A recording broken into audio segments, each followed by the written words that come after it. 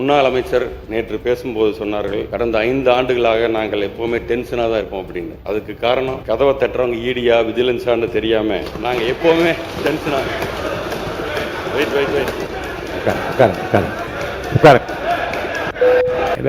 கன்னி பேச்சாக தான் அது கண்ணியத்தோடு இருக்க வேண்டும். அது என்ன இல்லைங்க. இந்த லைவுக்கு முன்னால அதுக்கு முன்னால இது மாதிரி பேசினாக்கா பேரவைத் தலைவர்கள் அறைக்கு சென்று டெக்ஸ்ட் படிச்சுட்டு எதை நீக்கலாம் என்ற நிலைமைன்றது ஏற்கனவே. அப்பொழுது பத்திரிகை நண்பர்கள் அதை வெளியிட மாட்டாங்க. அப்படி இல்லை, இப்போ உங்களுடைய கட்டுப்பாட்டில் இது லைவ்ல போகுது எல்லாமே. உடனுக்குடன் அப்பயே தீர்வு கண்டால் தான் இதற்கு ஒரு முடிவு வரும் மொழியை நீங்க பின்னாலன்ற முறை கொஞ்சம் மாத்திக்கணும். நான் அப்பப்பொழுது முடிவு எடுத்துறதுதாங்க சரியா இருக்க மொழி. அது பின்னால் இருந்தாக்கா அது சரியா வராது. எங்கள் மடியில் கனமில்லை, வழியில் பயம் இல்லை என்பதற்கேற்ப நாங்கள் மிகவும் கூலாக தான் இருக்கோம். பேரவைத் தலைவர் அவர்களே, நேற்று என்னுடைய முன்னாள் அமைச்சர் பேசும்போது சொன்னார், கடந்த 5 வருடங்களாக தினமும் டென்ஷன் எங்களுக்கு என்று. அதை ரிப்ளை செய்யும் போது என்னுடைய நீர்வளத்துறை அமைச்சரும் அதே சொல்லியிருக்கிறார். நாங்களும் தினமும் நிம்மதியாக எங்களும் தங்களால் தூங்க முடியல, தினமும் எங்களுக்கும் நிமிஷம் டென்ஷனாக இருக்கிறோம் என்று அவரும் சொல்லியிருக்கிறார். மீண்டும் அதை திருப்பி சொல்ல வேண்டாம் என்று கேட்டுக்கொள்கிறேன். ஏனென்றால் உங்களுக்கும் சிபிஐ வழக்கு இருக்கிறது, உங்களுக்கும் இன்கம் டாக்ஸ் வழக்கு எல்லாம் தொடர்ந்து உங்களுக்கும் இருக்கின்றது. சிபிஐ வழக்கு இருக்குதுன்றதெல்லாம் கரெக்ட் தான். எங்களுடைய டென்ஷன் எங்களுடைய முதல்வர் மாண்புமிகு உறுப்பினர் என்.எம். சுகுமார். மாண்புமிகு பேரவைத் தலைவர் அவர்களே, முறை செய்து காப்பாற்றும் மன்னவன் மக்களுக்கு இறை என்று வைக்கப்படும். நீதி முறைப்படி ஆட்சி செய்து மக்களை தீங்கிலிருந்து பாதுகாக்கும் அரசன் மனித பிறவியாக இருந்தாலும் மக்களுக்கு கடவுளாக மதிக்கப்படுவான் என்ற குரலுக்கு ஏற்ப செயல்பட்டு வரும் மாண்புமிகு முதல்வர் அவர்கள், எங்களுக்கெல்லாம் முகமும் முகவரியும் கொடுத்த எங்கள் தலைவர் பெயரிலேயே வெற்றியை கொண்டிருக்கின்ற மாண்புமிகு முதலமைச்சர் அவர்களே மற்றும் எதிர்க்கட்சி தலைவர் அவர்களே, மாண்புமிகு அமைச்சர் பெருமக்கள் மற்றும் சட்டமன்ற உறுப்பினர் அவர்களே, அனைவருக்கும் வணக்கம். இந்த மாமன்றத்தில் என்னுடைய முதல் பேச்சு. இந்த வாய்ப்பை எனக்கு வழங்கியவர் எங்கள் தங்க தலைவர், சிங்க தமிழர், தடைக்கல்லை படிக்கல்லாக்கி முன்னேறிய முதல்வர், ஒவ்வொரு வீட்டுக்குள்ளும் ஒளிரும் விளக்கு, தமிழ்நாட்டில் இனி நிரந்தர கிழக்கு, மாண்புமிகு முதலமைச்சர் திரு ஜோசப் விஜய் அவர்கள். அவருக்கு நன்றி என்ற ஒற்றை சொல் போதாது. தமிழ் மொழியின் எல்லா வார்த்தைகளையும் கூட்டி நன்றிக்கு ஒரு வார்த்தை உருவாக்கினால் அந்த சொல்லையே அவருக்கு நான் காணிக்கையாக்க விளைக்கிறேன். ஏனென்றால் 1927 எனது பாட்டனார் திரு நஞ்சப்பத்தேவர் அவர்கள் முதலாக நீதி கட்சியில் கையெழுத்திட்டார். 1929 அவர் முதலாக பெரியாரை கோவைக்கு அழைத்து வந்து முதல் சொற்பொழிவாற்றியவர். அதற்கு பிறகு எனது தாத்தா திரு யூகேஎன் ராசு மற்றும் எனது தகப்பனார் ஆகியோர் கடந்த ஆண்டு வரை நாங்கள் ஒரே ஒரு கட்சியிலே தான் இருந்து வந்தோம். இன்று இந்த ஜனவரி மாதம்தான் நான் தலைவரை பார்த்து இந்த கட்சியில் சேர்ந்தேன். இதற்கு முன்னால் நிகழாத ஒரு பெரும் புரட்சியை எங்கள் முதலமைச்சர் நிகழ்த்தியிருக்கிறார். ஒவ்வொரு தேர்தலையும் தீர்மானிக்கும் சக்திகள் ஜாதி, மதம், பணம் என்ற 3 இருந்திருக்கின்றன. எங்கள் முதலமைச்சர் ஜாதி கடந்து, மதம் கடந்து, பணம் கடந்து ஒற்றை கட்சியாக வெற்றி பெற்று ஆட்சி அமைத்து முந்தைய வரலாறுகளை முறியடித்திருக்கிறார். இந்த உலகத்தை காற்று மண்டலம் சூழ்ந்திருப்பது போல் தமிழகத்தை விஜய் மண்டலம் சூழ்ந்திருக்கிறது. மாண்புமிகு முதல்வர் அவர்களே, உங்கள் பொது வாழ்க்கையில் குறுகிய காலத்தில் இத்தனை தடைகளை சந்தித்த தலைவன் நீங்கள் மட்டுமே. சோதனையின் கொம்பை ஒடித்து சாதனை ஆக்கினீர்கள். நீங்கள் பாடிய பாடலே நினைவுக்கு வருகிறது. புயல் மையம் கொண்டால் மலை மண்ணில் உண்டு, எந்த தீமைக்குள்ளும் ஒரு நன்மை உண்டு. தீமைக்குள்ளும் நன்மை கண்டறியும் உங்கள் போர்க்குணம் புதிய தலைமுறைக்கு வழிகாட்டுகிறது. ஆட்சிக்கு வந்த இந்த குறுகிய காலத்தில் லஞ்சமற்ற அரசை அவர் அமைத்திருக்கிறார் என்பதை நெஞ்சை நிமிர்த்தி சொல்லலாம். அடித்தட்டு மக்கள் சொல்கிறார்கள், விவசாய பெருமக்கள் சொல்கிறார்கள், தங்க தாய்மார்கள் சொல்கிறார்கள், ஒடுக்கப்பட்ட மக்கள் சொல்கிறார்கள், அரசு அலுவலகங்களை அணுகுகின்றவர்கள் சொல்கிறார்கள், என்ன மாயம், லஞ்சம் என்ற போய் ஒளிந்துவிட்டதே, லஞ்சம் வாங்கவும் லஞ்சம் கொடுக்கவும் அஞ்சுகிறார்களே, இதுவல்லவோ ஆட்சி, இதுவரை காணாத காட்சி, இதுதான் தமிழகத்தின் மாட்சி, இந்த ஆட்சிக்கு வேண்டும் நீட்சி என்று கடைசி குடிமகன் நினைக்கிறான். இந்த புரட்சியை செய்த புதுமை தலைவர், புரட்சி செம்மல் எங்கள் மாண்புமிகு முதலமைச்சர் திரு ஜோசப் விஜய் அவர்களுக்கு என் வணக்கத்தையும் நன்றியும் தெரிவித்துக் கொள்கிறேன். மாண்புமிகு முன்னாள் அமைச்சர் நேற்று பேசும்போது சொன்னார்கள், கடந்த 5 ஆண்டுகளாக நாங்கள் எப்போவுமே டென்ஷனாக தான் இருப்போம் அப்படின்னு. அதுக்கு காரணம் கதவை தட்டுறவங்க ஈடியா விஜிலன்ஸான்னு தெரியாமல் நாங்கள் எப்போவுமே டென்ஷனாக. வெயிட் வெயிட் வெயிட் உட்காருங்க உட்காருங்க உட்காருங்க.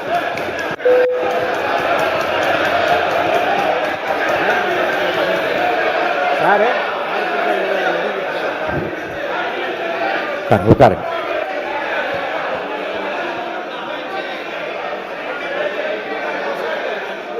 இது எனது முதல் பேச்சு.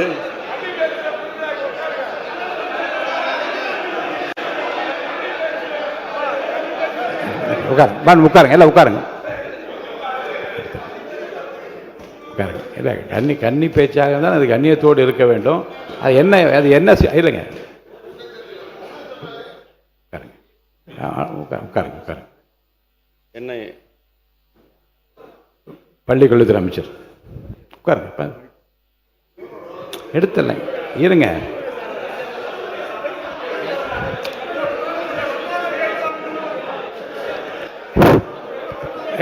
மாண்புமிகு பேரவைத் தலைவர் அவர்களே, எதிர்க்கட்சி தோழர்களுக்கு ஒன்று சொல்லுகிறேன். அவர் கன்னி பேச்சை இப்போது பேசுகிறார். சூலூர் சட்டமன்ற உறுப்பினர், அவர் பேச்சில் ஆட்சேபனை இருந்தால் பேரவைத் தலைவர் அவர்கள் அதை ஆய்வுக்குட்படுத்தி பின்னர் பேரவைத் தலைவர் ஒரு நல்ல முடிவை தெரிவிக்கப் போகிறார். இது உங்களுக்கும் தெரியும். வார்த்தை அவர் இருங்க. உட்காருங்க உட்காருங்க.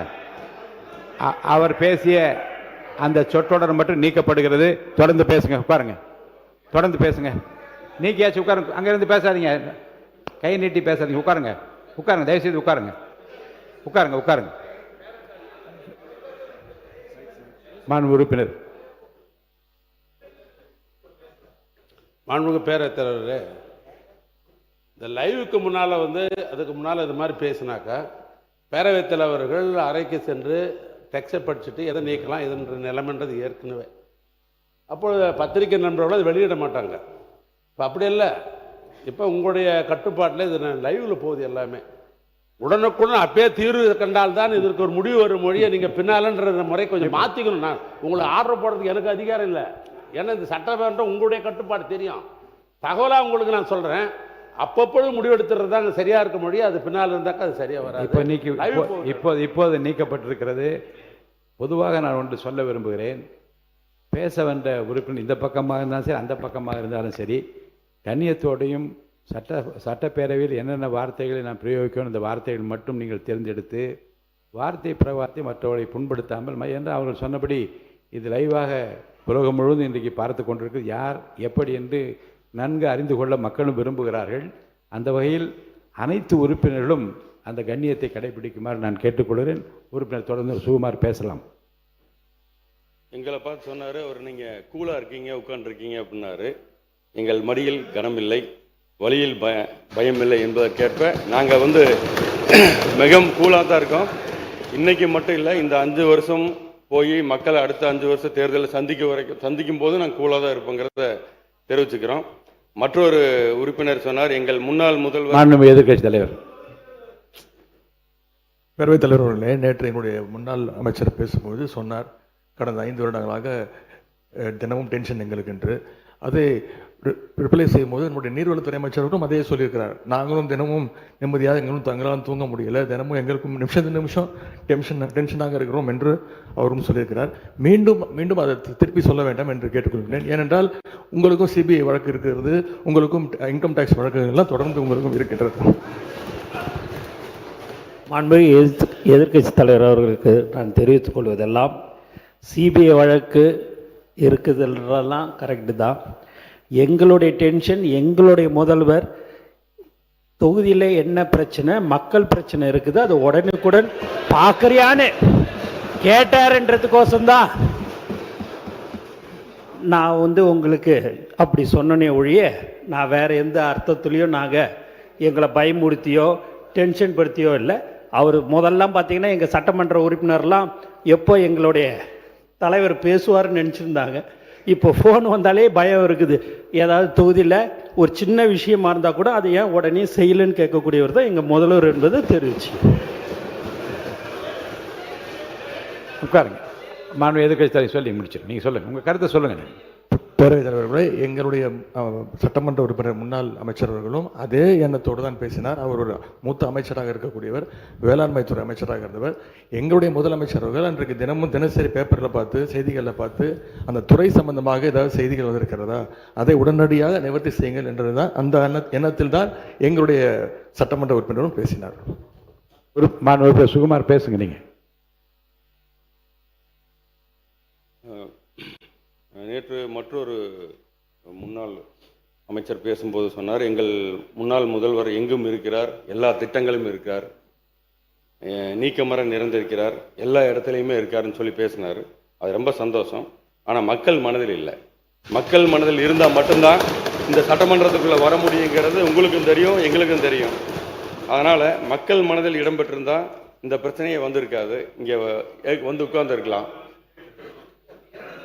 நீ குறுக்க பேசாதீங்க. மாண்பு உறுப்பினர்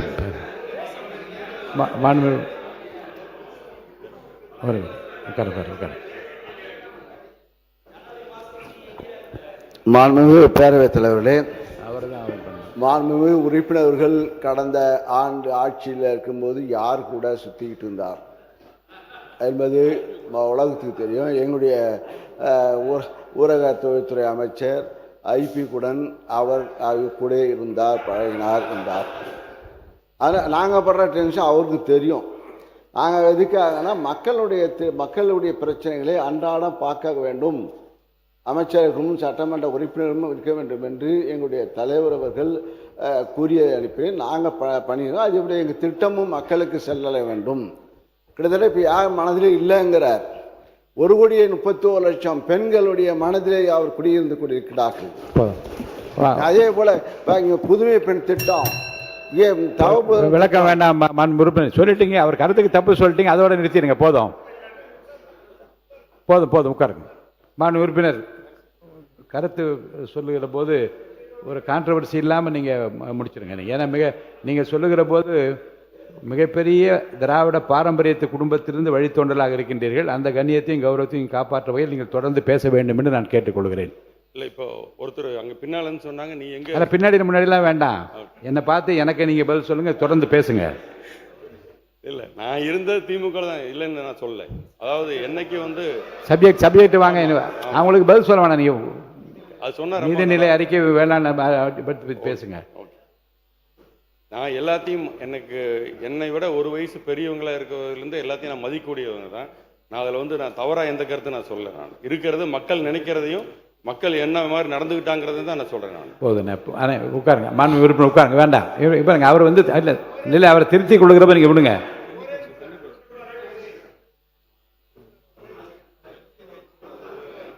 கை கொடுங்க. உறுப்பினர் அவர்கள் சொன்னார், கடந்த கால ஆட்சியினுடைய முதல்வர் மக்கள் மனதிலே இல்லை என்றெல்லாம் சொன்னார். நீங்கள் வாங்கினது 108, எதிரில் இருக்கிற உங்களோட அதிகமாக வாங்கியிருக்கிறாங்க. தனித்தனியாக பிரிஞ்சிருக்கே தவிர உங்களோட அதிகமான வாக்குகளை பெற்று தான் நீங்கள் வந்திருக்கிறார்கள். எனவே நீங்கள் அதிமுக நான் 79 72 இடங்கள் இருக்கிறது. அவை முன்னவர் அவை 72 இருங்க, ஒரு நிமிஷம் நான் சொல்லிடுறேன், நீங்கள் சொல்லுங்கள். நான் சொல்லிடுறேன்.